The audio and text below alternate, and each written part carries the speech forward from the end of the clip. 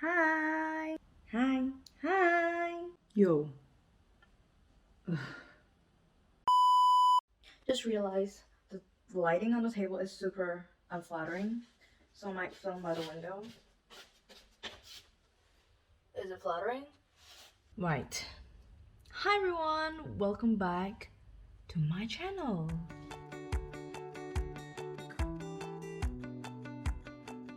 So today it's gonna be a really chill and chatty session since I haven't seen you all in a very long time. But I've actually typed up a really long document because I have written down everything I wanted to share with you about what has been happening for the past 2-3 months in my life since I haven't been doing vlogs. So grab a tea, although I only have water.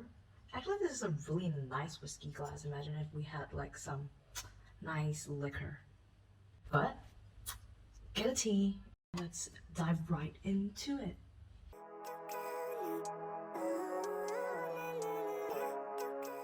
There are, in conclusion, 2,200 words I've written because there's so much I want to update you guys and tell you about what's going on in my life for the past few months, what I'm doing now, and what I'll be kind of doing. What are my plans for the future? As all you all know, yes, your girl's graduating, yay! So I want to talk about deadlines first. So for the past few months, we have like deadlines, big deadlines, portfolio deadlines. It's in May, so we have like two portfolios, 3.1, 3.2. Basically, it's just our final year project, but it's just split into two portfolios.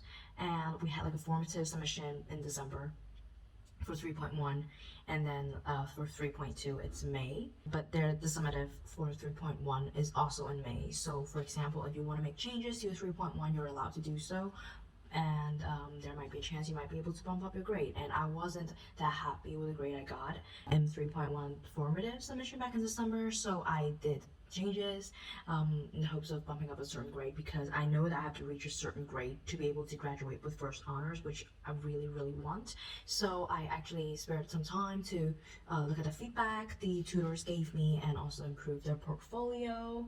The submission is very stressful, very sad. I actually watched some Hannibal during that session, but I can't stop. Mads, it's way too handsome. He's way too charismatic. I really ship Will and Mads. I just got so mad when there's no season 4. They ask you how you are, you just have to say that you're fine when you're not really fine, but you just can't. So after submissions, we have like a final degree show because we're like final year students. So we get to build our own like exhibition space. We had to do that from scratch, basically from like planning to building to like cleaning, everything. Yeah, we basically divided ourselves, our whole atelier, into I think 3 teams. So it's like the building team, the finance team, and the design team. So the design team is responsible for designing the layout, and also there's a booklet where we have to submit at the end of the exhibition back to school and counts as part of our grade. So they will be in charge of designing all that, putting that together, and then the building team will be in charge of like actually building the exhibition. Of course, it's not mutually exclusive, you can always help each other out.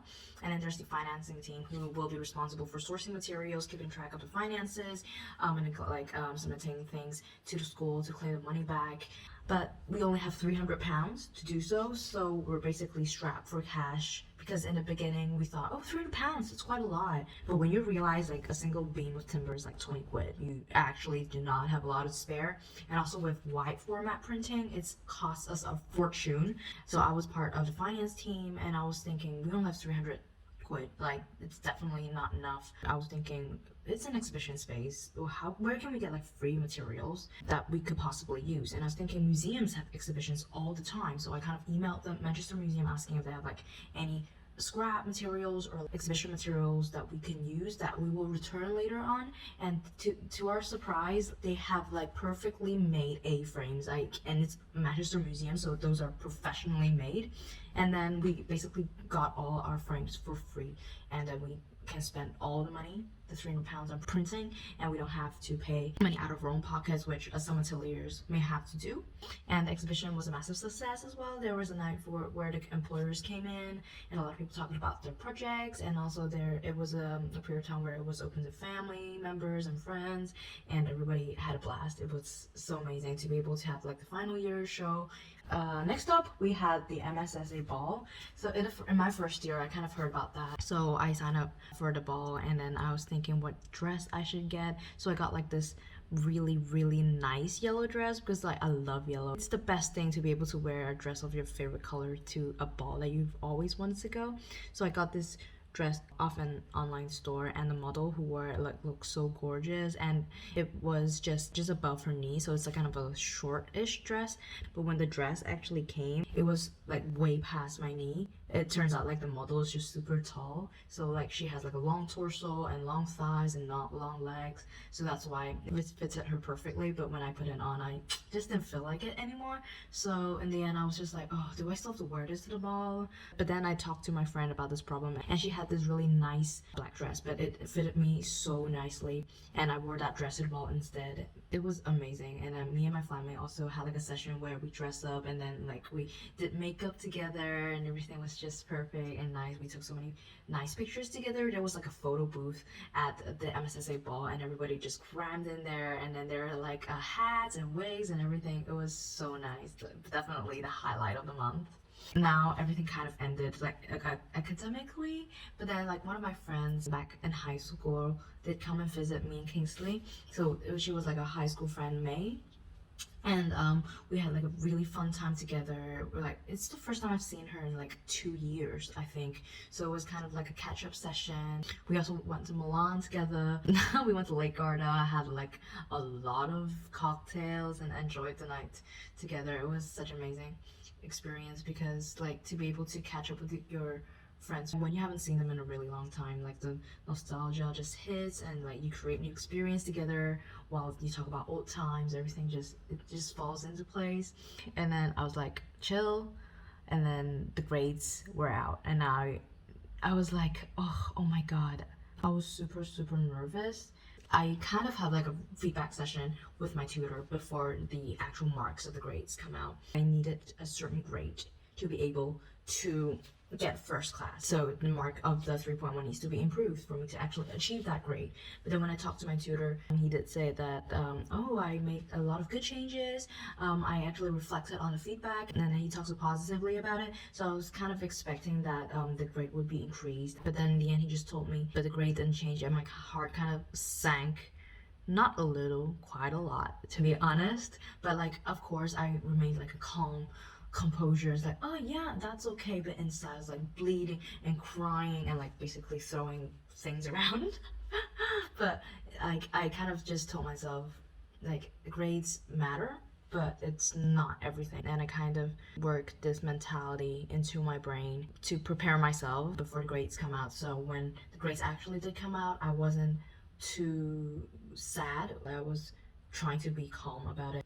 So when I opened the grades and it says like I got first class honors, I didn't scream or anything, but like I physically could feel my heart like pumping so fast.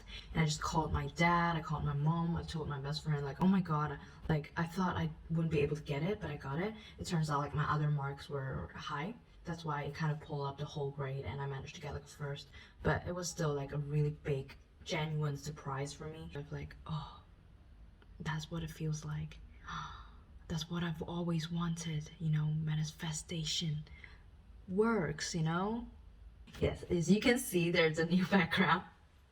I'm actually at my friend's place right now because the accommodation I was previously living in is actually student accommodation. So the contract ends July 6th, and I kind of moved with my flatmates Angela to our friend's home here. I'm gonna move to another town. Yes. So if you thought this thumbnail was clickbait, it actually isn't. I am leaving Manchester, and I am leaving architecture school. So technically it's not clickbait. So about my future plans, so I'm leaving Manchester. I've actually thought about leaving Manchester for quite a while, but initially I really wanted to go to London. To be able to work in London was like my dream from like back in high school, not even in uni, because I've been to London a few times before and I really love it. But like upon reconsideration, I think London may not be right for me at this stage of my career or at this stage in my life, because one of my priorities after I leave school is to be able to save up some money first. And I do know that if I were to work in London, I won't be able to save up a lot of money. And that's why I didn't choose London in the end, even though I received a job offer which was really, really nice, because the people there were so nice to me. They were super friendly as well. So I chose a smaller town. Either way, I know I'm gonna leave Manchester because I've been here for 3 years and I always want to explore some new places. So I kind of took this big step of moving to a smaller town. I'll be moving July 22. I'll be having my graduation ceremony July 20. And then I'll be starting work really soon, July 25. So everything is kind of falling into place, and I just feel so happy, but at the same time scared a little bit because this is the first time I am gonna actually leave school. And we go from kindergarten to primary, then like high school, then like university. I've worked part-time jobs before, but it's never actually away from studying, away from like an institution. But now I'm away from that and I have to live on my own and like adulting, everything, bills, kind of stressful, but kind of looking forward to that as well. But I'll be keeping up with vlogging and this YouTube channel as well because that's what I really enjoy doing. I like sharing what's going on in my life. So if there's any extra content you want me to talk about or you want to see, then you can also type it down in the comment section below and I'll try my best to make it work. But for now, thank you so much for your support. Thank you for tuning in, even if my uploads are not that regular anymore. I really do appreciate all of you. I have been having this thought where like a year ago I started this channel and I had like basically like 10 subscribers, vlogging, talking about books, like sharing my experience, everything, and to have like over 500 subscribers right now is a really mind-blowing thing for me because I didn't know that me ranting, me just vlogging my sleepless nights in the library would attract so many of you that are interested, and you basically keep me company during the night as well. So thank you so much for all your support, and I hope you like this video and also my upcoming content to come. Bye!